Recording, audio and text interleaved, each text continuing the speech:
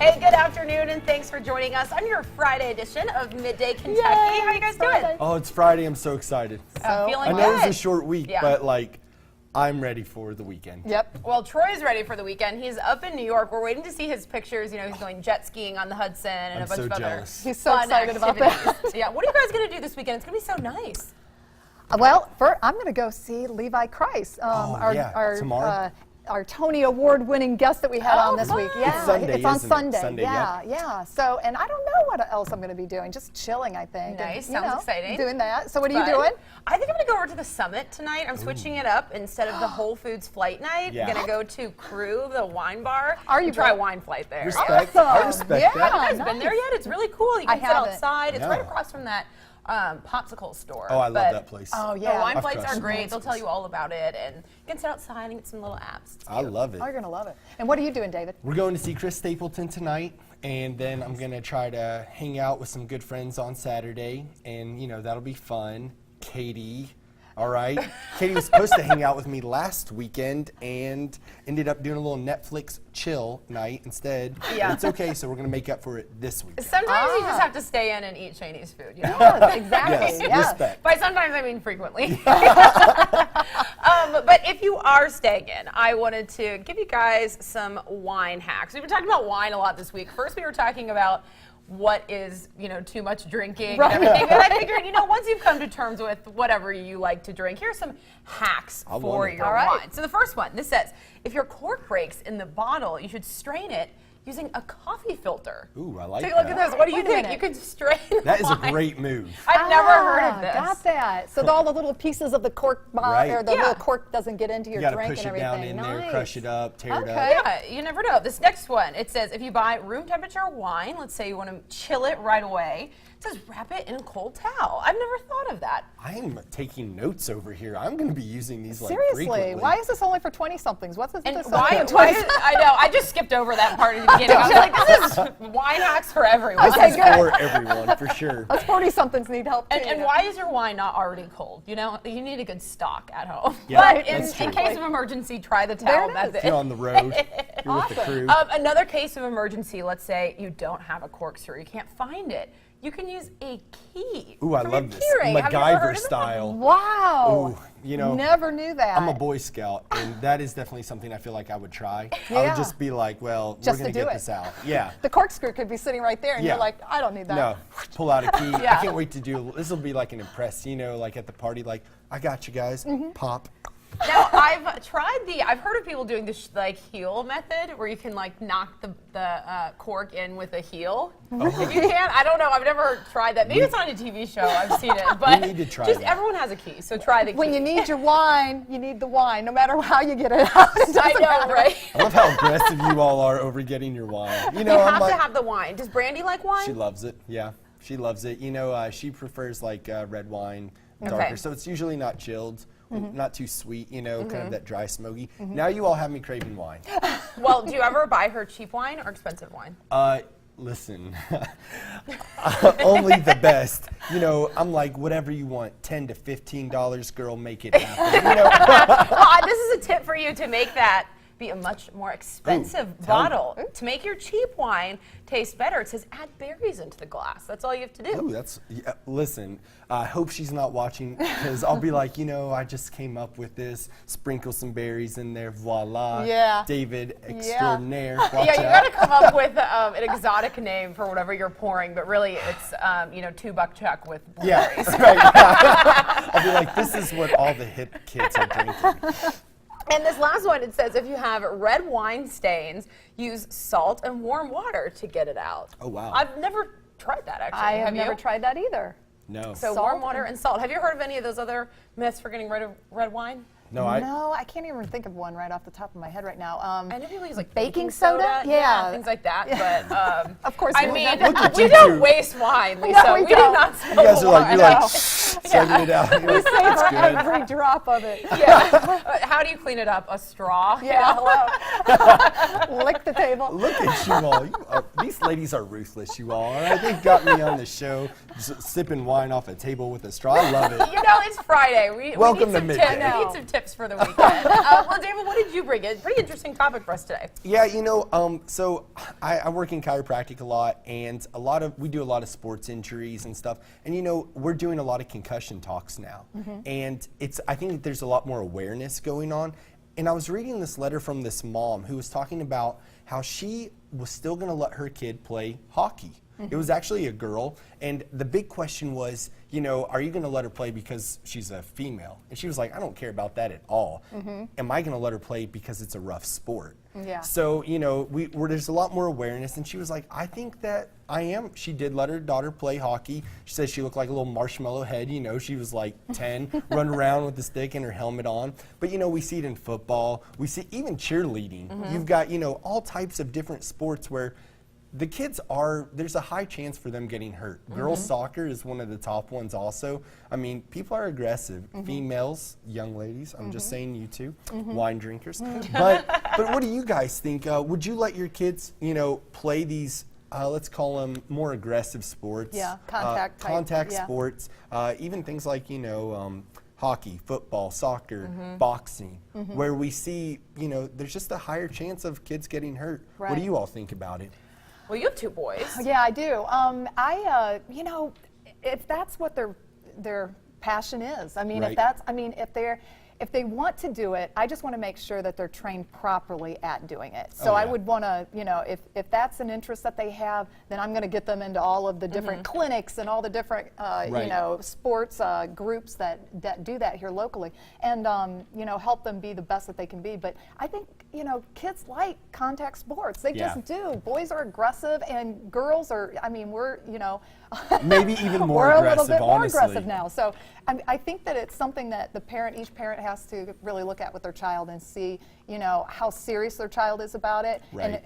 and whether they're taking it seriously as far as protective measures for themselves as a child. They have to know, when it's too much, when the contact, they're being too aggressive. As long as they can kind of have a little self-control and they're learning that as they're growing older, I think that it's okay. Well, I think that even if you try to protect them, they're still going to find ways. Like, Yeah. I was at a basketball game, which you're not really thinking concussions, and one of the guys dove for a ball, and one of the other players ran in, kicked him in the head, not on purpose, but Right. literally tripped over his head. And the kid they pulled him out to check him to see if he did have a concussion. Katie, what are your thoughts on it? I don't know. I kind of agree with Lisa. I think if I had kids, I wouldn't encourage them to play these contact sports, but I wouldn't discourage it either. If it was a passion and I knew they were taking it seriously, Yeah. and also they were taking it seriously enough to be serious about the safety side. Right. But I mean, David, you're on your way to having children soon. So what have you decided? What sports will your kids play? Katie,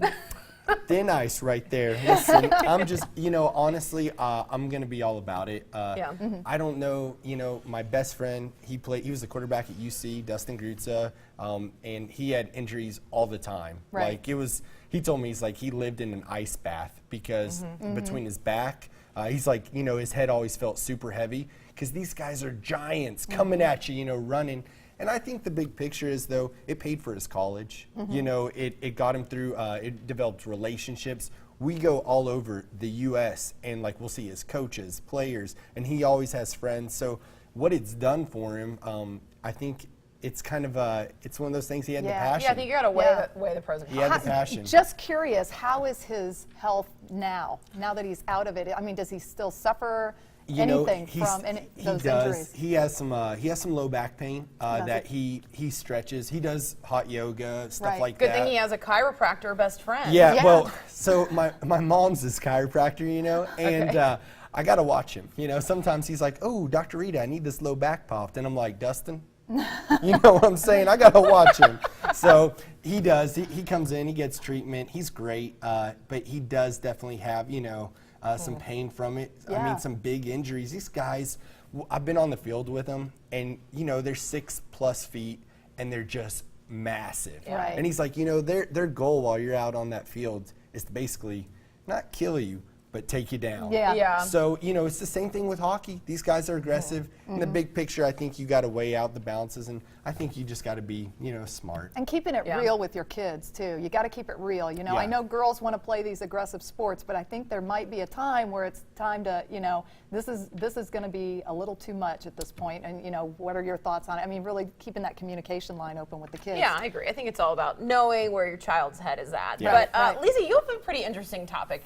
Something with computers and pain. Yeah, What's this? yeah. I came across this. I thought it was really interesting. They are now developing a computer system that can rate a person's pain instead of the doctor having to do it by eye and by asking questions and having the patient rate themselves. Right. And this is going to help these physicians be able to possibly reduce the amount of prescriptions for painkillers. Oh, that's great. And so that's why the system was initially brought to light. And I think that's really interesting. I mean, what are your guys' thoughts? The thing is that, the way that the study was put together, they analyzed, they had the computer, they kind of trained the computer to look at pain from an individual, like watching videos of an individual with shoulder pain. And and they did different movements, and the computer was analyzing and studying the face movement of these patients. And they noticed that with severe pain, there was a lot more movement in this area of the face right here near the nose and the mouth area.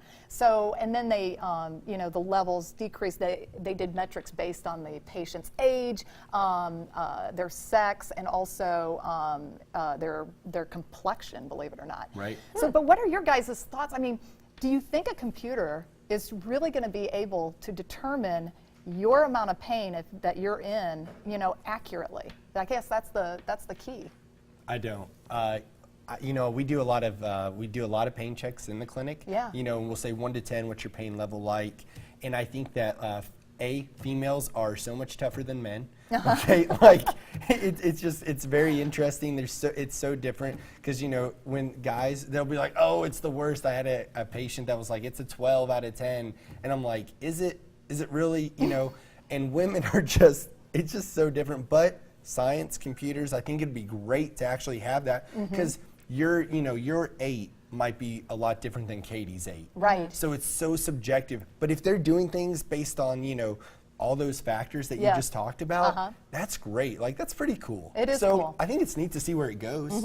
Yeah, I mean, I think that's great. I don't know the technology of it, but if a computer can actually do that, I think anything that computers can help doctors do, I think, is great. And they want to make it into an app that they can actually, the doctors can put on their smartphones. Wow. And then they're good to go. So I was kind of worried that if people got a hold of the app, then they could memorize Right, kind of like, the looks and then, be able to mimic that in the office. You know what I mean? What So that was type kind of of my thought. pain level do you think Blue Steel would have, from Zoolander? Oh. It's like, oh, that's an 8 for sure. But I do think it's neat where technology's going with Yeah. that. Right. Yeah. So it's so subjective. It Yeah, is. it's It is. interesting. I know. All right, do we have time for another topic? I want to keep Are we going. doing another so one? you guys, All right. I wanna One tell more. you Yeah, about- let's do it. All right, well, I wanted to talk to you guys about scary movies because Love 'em. It is coming out Yes. this weekend. I'm already Are scared you of the gonna see it? commercials. Those commercials scare me just watching it.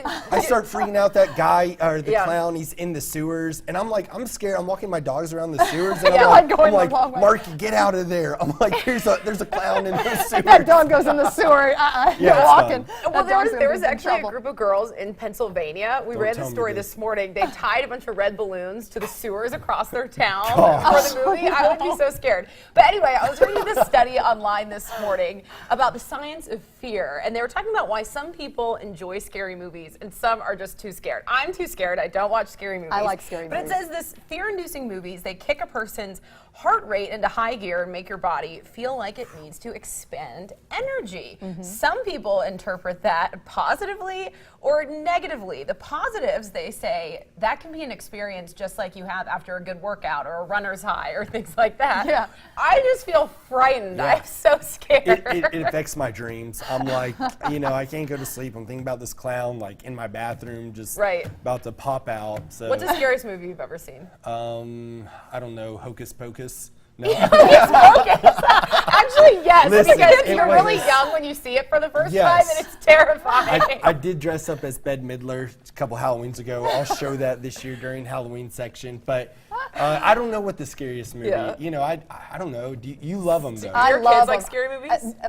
Harrison does. Okay. My oldest does not. But yeah, I would say mine was Silence of the Lambs. That one freaked me out, really. Oh, I didn't see Well, it. the psychological scary ones, Yes. those are even more terrifying. Yes, Because it's seriously. like, it's not just like a boo. Yeah. It's like, Oh, that. yeah. Oh, I Look can't at do it. Katie, Yeah. already got her. So. All right, well, you'll have to let me know how it is because I'm not going to say it. I will. We'll stay with us coming up after the break. We're going to learn more from Dr. Eric Smith of Georgetown Bariatrics and Advanced Surgical Services about the process of bariatric surgery. He's up right after the break.